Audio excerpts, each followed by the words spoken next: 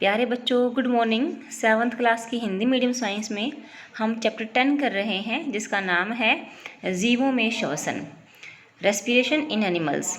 बूझो और अपने दादाजी जो हैं, बूझो और जो पहेली है, आप जानते हैं वो आपके फ्रेंड हैं। 6th क्लास की साइंस में भी वो पूरी साइंस आपके साथ थे और इस साल भी आप काफ़ी हेल्प करेंगे क्वेश्चंस का आंसर देने में या कुछ क्वेश्चंस पूछने में।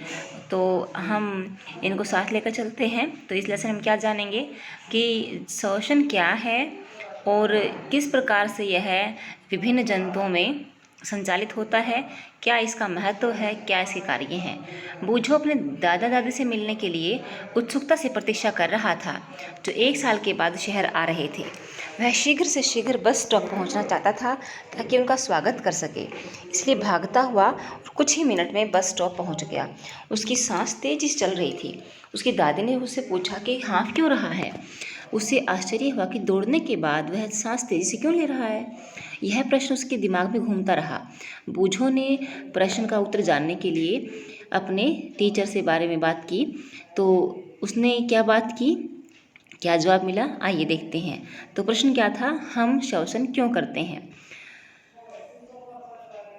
तो उसने ये देखिए, अध्याय 2 में हम पढ़कर आए हैं कि सभी जीव सूक्ष्म इकाइयों के बने हैं, जिन्हें हम कोशिकाएं कहते हैं। पढ़ा है ना हमने 2nd चैप्टर में कि सभी जीव सूक्ष्म कोशिकाओं के बने होते हैं।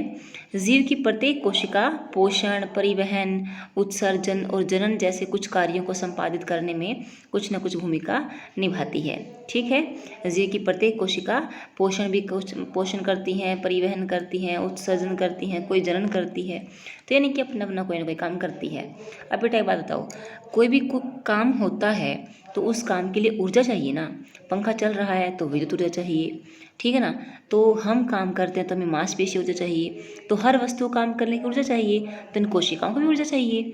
इन कार्यों को करने के लिए कोशिकाओं की ऊर्जा की आवश्यकता होती है। यहाँ तक कि हमें खाना खाते, सोते अथवा पढ़ते समय भी ऊर्जा की आवश्यकता होती है। लेकिन यह ऊर्जा आती कहाँ से है। क्या आप बता सकते हैं कि आपके माता पिता आपसे नियमित रूप से भोजन करने के लिए क्यों कहते हैं। जिद करते हैं ना, डांटते भी हैं अगर हम नहीं खाते तो भोजन में ऐसा क्या है, भोजन में क्या है, भोजन में संचित ऊर्जा, भोजन के अंदर स्टोर्ड एनर्जी है। ठीक है ना, यानी कि भोजन के अंदर ऊर्जा का भंडार है जो श्वसन के समय निर्मुक्त होती है। यानी कि जब हम श्वसन करते हैं, सांस लेते हैं, उस वक्त भोजन में जो ऊर्जा निहित है वह निकलती है, निर्मुक्त होती है, बाहर निकलती है। अतः सभी जीवों को भोजन से ऊर्जा प्राप्त करने के लिए श्वसन की आवश्यकता होती है। यानी कि खाना खा लें और श्वसन ना हो हमारे शरीर में तो ऊर्जा नहीं मिलेगी। खाना ना खाएं और श्वसन होता रहे तो भी ऊर्जा नहीं मिलेगी। ठीक है ना बेटा, यानी कि दोनों चीज़ ज़रूरी हैं। तो श्वसन के प्रक्रम में हम पहले सांस द्वारा वायु को शरीर के अंदर ले जाते हैं। आप जानते हैं कि वायु में ऑक्सीजन होती है, फिर हम सांस छोड़ते वायु को शरीर से बाहर निकालते हैं। इस वायु में सांस द्वारा अंदर ली गई वायु की तुलना में कार्बन डाइऑक्साइड की मात्रा अधिक होती है। ये नहीं कहेंगे कि हमने जो सांस छोड़ा है वह कार्बन डाइऑक्साइड है, नहीं, उसमें ऑक्सीजन भी है, लेकिन उसमें कार्बन डाइऑक्साइड की मात्रा अंदर ली गई वायु से ज़्यादा होती है।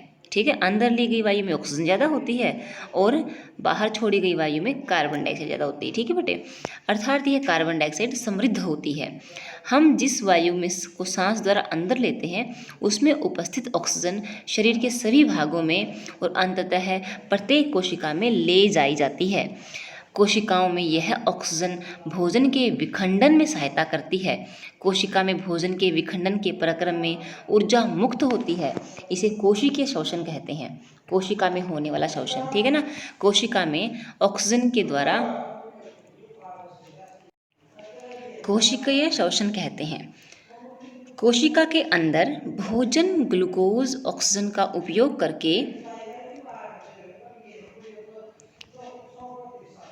कोशिका के अंदर भोजन ऑक्सीजन का उपयोग करके कार्बन डाइऑक्साइड और जल में विखंडित हो जाता है। ठीक है, देखिए भोजन जो है, ग्लूकोज या भोजन कहें, वह ऑक्सीजन का उपयोग करके, यहाँ देखिए बेटा, कार्बन डाइऑक्साइड प्लस जल प्लस ऊर्जा बनाता है। ठीक है, विखंडित हो जाता है। जब ग्लूकोज का विखंडन ऑक्सीजन के उपयोग द्वारा होता है तो यह वायवीय श्वसन कहलाता है। वायु की उपस्थिति में वायवीय, ऑक्सीजन की अनुपस्थिति में भी भोजन का विखंडन हो सकता है।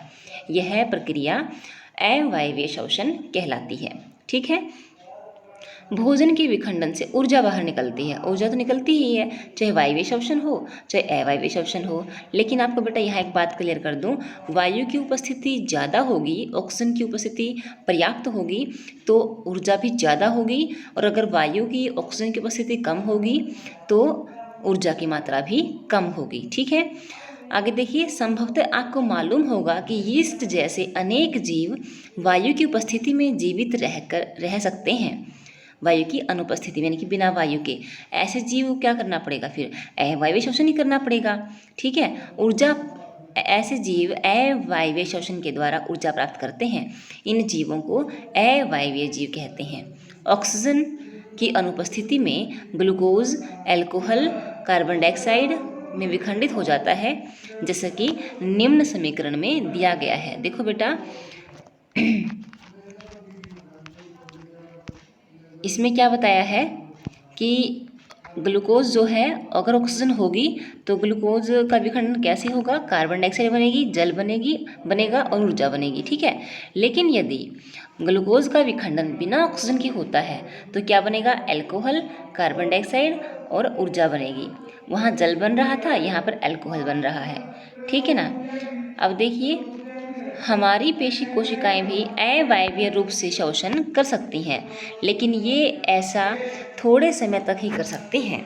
वास्तव में यह पराक्रम उस समय होता है जब ऑक्सीजन की अस्थायी रूप से कमी हो जाती है।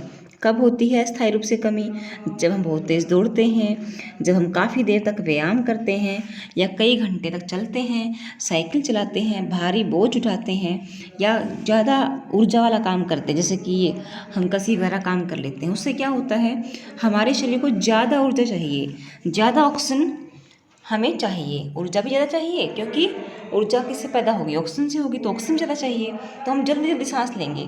लेकिन जल्दी जल्दी सांस लेने के बावजूद भी हमारे शरीर की जो ऑक्सीजन डिमांड है वह पूरी नहीं हो पाती, और हमारा जो भोजन है वह वायु के पर्याप्त उपस्थिति में उसका विखंडन नहीं हो पाता, और उसके बाद क्या निकलता है फिर,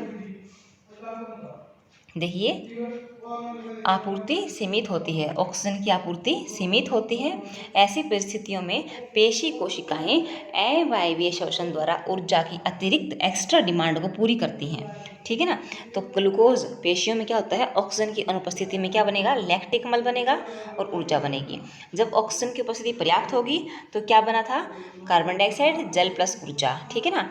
जब ऑक्सीजन की मात्रा कम होगी तो क्या बनेगा, लैक्टिक अम्ल प्लस ऊर्जा। ठीक है बेटा। तो आगे ये देखिए, क्या आपने कभी सोचा है कि अत्यधिक व्यायाम करने के बाद हमारी पेशियों में ऐंठन, दर्द महसूस क्यों होता है। ऐंठन तब होता है जब पेशियां अवायवीय रूप से श्वसन करती हैं। जब मान लो हम कभी बहुत तेज़ दौड़ लगाते हैं या कसी का काम करते हैं तो उस वक्त क्या होता है बेटे, हमारे जैसे कि ना मांसपेशी में गांठें सी महसूस होती हैं, ऐंठन हो जाती है। तो उसका मतलब क्या है कि पेशियों ने अवायवीय रूप से श्वसन किया है, और ग्लूकोज की जो डिमांड है, ग्लूकोज की जो ऊर्जा की जो डिमांड है पूरी करने के लिए अवायवीय श्वसन किया है। ठीक है ना। तो उससे क्या बना है, लैक्टिक अम्ल और कार्बन डाइऑक्साइड बनेंगे। तो लैक्टिक अम्ल जो है वह इकट्ठा होगा ना जहाँ पे, देखिए लैक्टिक अम्ल का संचयन पेशियों में ऐंठन उत्पन्न करता है। जब लैक्टिक अम्ल बनेगा तो वहाँ पर इकट्ठा होगा तो पेशियाँ जो हैं कठोर हो जाएंगी और दर्द करेंगी। गर्म पानी से नहाने से या शरीर की मालिश करने पर हमें ऐंठन से आराम मिलता है। ऐसा करते हैं ना, जैसे गेहूँ काट कर आते हैं या बहुत ज़्यादा कसी काम कर कर आते हैं, पापा मम्मी देखा कभी आप लोगों ने, तो गर्म पानी नहाकर सोते हैं। ठीक है, या फिर मालिश करवा के सोते हैं। इसके परिणाम स्वरूप पेशी कोशिकाओं को ऑक्सीजन की आपूर्ति बढ़ जाती है। ठीक है ना। और ऑक्सीजन की आपूर्ति बढ़ जाने से लैक्टिक अम्ल किस में टूट जाता है, फिर कार्बन डाइऑक्साइड में, और जल में पूर्ण विखंडन हो जाता है। ठीक है बेटा। तो ये था, हमने पढ़ा श्वसन, अवायवीय श्वसन और वायवीय श्वसन में क्या अंतर है। ठीक है। एक यहाँ पर बात दी गई है, यीस्ट एक कोशिक जीव है। ठीक है। यीस्ट अवायवीय रूप से श्वसन करते हैं और इस प्रक्रिया के समय अल्कोहल शराब बनती है। ठीक है बेटा। अतः इनका प्रयोग शराब और बियर बनाने के लिए किया जाता है। ठीक है। तो ये 2 पेज आपने यहाँ तक अच्छे से पढ़ने हैं। इसमें बहुत सारी अच्छी अच्छी बातें आएंगी और काफ़ी इंपॉर्टेंट होंगी ये अगला लेसन समझने के लिए। ठीक है बेटा। तो आज के लेक्चर में इतना ही, आगे फिर मिलेंगे नेक्स्ट लेक्चर में। इसी के साथ थैंक यू।